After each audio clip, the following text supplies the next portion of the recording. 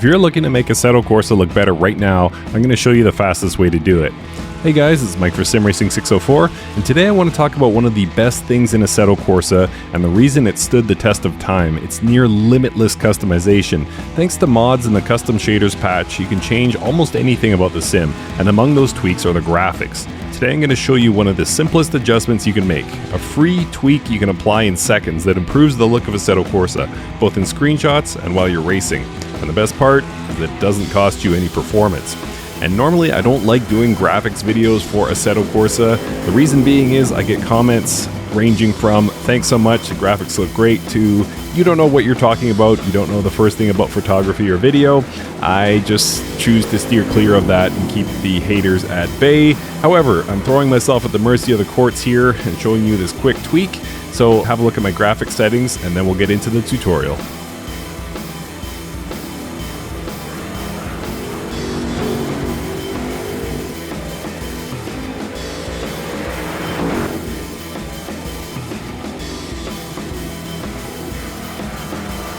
Okay, so I'm going to pause it there. I am going to press F3 to go to TV mode. And wait till I'm right over that curb. Good enough. All right, that's pretty good. I kind of lucked out there. All right, so we're going to introduce the custom shaders patch photo mode here. As you can see, pure. One thing I wanted to do actually, because I didn't expect it to look that good by default. So I'm going to go to F5, which is how I take most of my screenshots. So I am going to go down a bit. I'm going to pull back and I'm going to use the FOV slider. If your FOV slider does not work, by the way, it's because you didn't start in TV camera. Press F3, go to TV camera, then press F5 to go to the whatever this camera is called. I'm a little bit too close here, so I'm going to pull back. But yeah, that's how you get your controls, is you go to F3 first. All right, so decent looking vantage there. We'll also bring up Pure Planner. And let's see, let's get those clouds looking a bit nicer. Too much. That's too dark. Yeah, where do I want to be here? Let's go slightly sunset. Let's go with windy. All right, so that's decent there. So yeah, what I want to do first is take a screenshot. So I am going to move Pure Planner out of here. Sorry, I'm masking something on the other screen. You guys aren't ready for it yet, so I can't quite show you. All right, so that's not the greatest of screenshots, but we can work with it. Let me go up a little bit here, point down, point up a little bit. There we go. I think we can see what we want to see. Actually, let me just brighten that slightly. I wanted the orange clouds, but it doesn't look like it's meant to be here. So anyway, we'll make do. So I am going to introduce a little bit of shutter speed. We're going pretty fast, so 1/100th shutter speed should work. And then I'm going to make a shot. It's not great. Let's go a little bit slower here.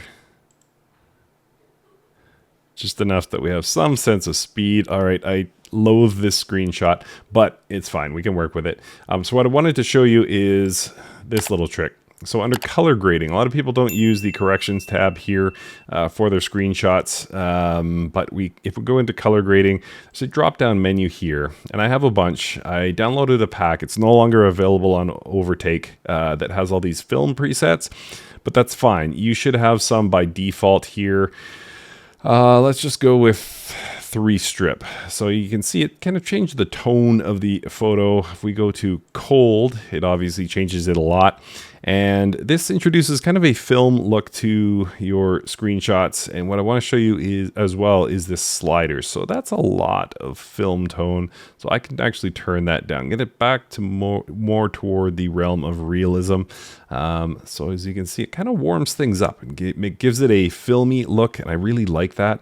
The one I use, and again, this is no longer available, so I apologize. It's been pulled, but maybe in time we can get that back. So I use Ultramax at about 20 to 30% depending on the setting, and I really love the looks of it. So let's go ahead and take that screenshot, and that to me just looks so much better. So yeah, this is again free of charge, just a trick that I use. And if you've seen any of my screenshots, and thank you to those who've said kind words about some of my thumbnail photos, that's what I use. I use the Ultramax 400 setting at 20 to 30%. So you may be thinking, well, I didn't come here for screenshots. I came to see how this is going to improve the graphics in Assetto Corsa. Cool. So I'm going to set that down to 0. So that's back to default. If I go back to the pits and drive, guess what? It still works. Photo mode doesn't just limit itself to photos. You can actually drive with it.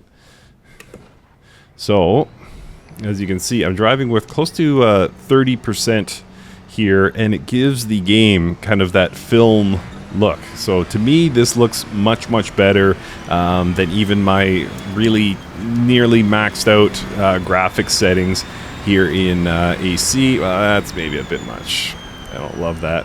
And you can mess around with this, of course. You can get it to where you like it, what looks the most realistic to you. Again, I love the look of the Ultramax 400. Just getting the percentage right is what it comes down to for me. So kind of facing into the sun, I like it lower. Facing away from the sun, higher. So I'm going to set it at 22.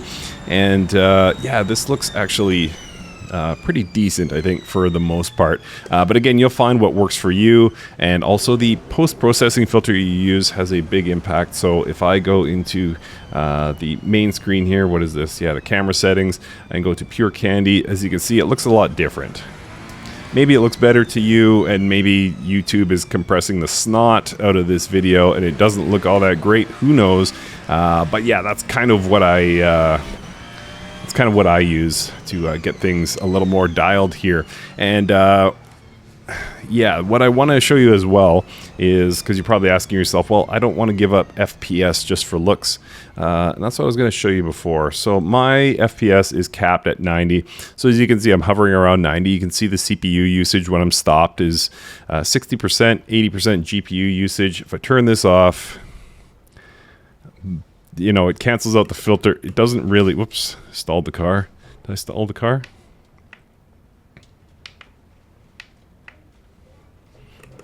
Why can't I roll? All right. Anyway.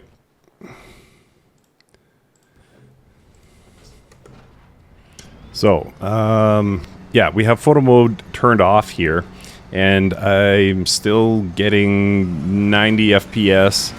So let's see, in motion, 60% CPU, 75 to 80% GPU usage. Let's turn photo mode back on.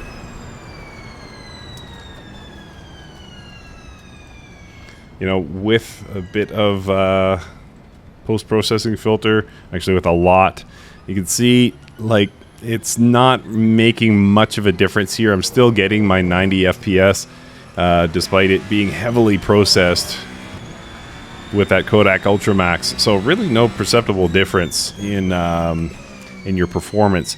And so yeah, you can kind of mess around that way and get things looking a little more realistic, a little more filmy, a little warmer perhaps. And again, you'll find the setting that works for you best.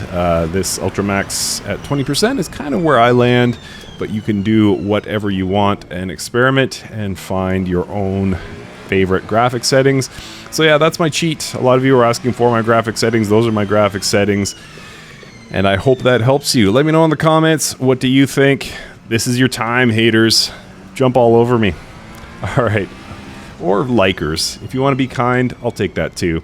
All right, thanks for watching, guys. And drop a comment and a like, and we'll see you next time.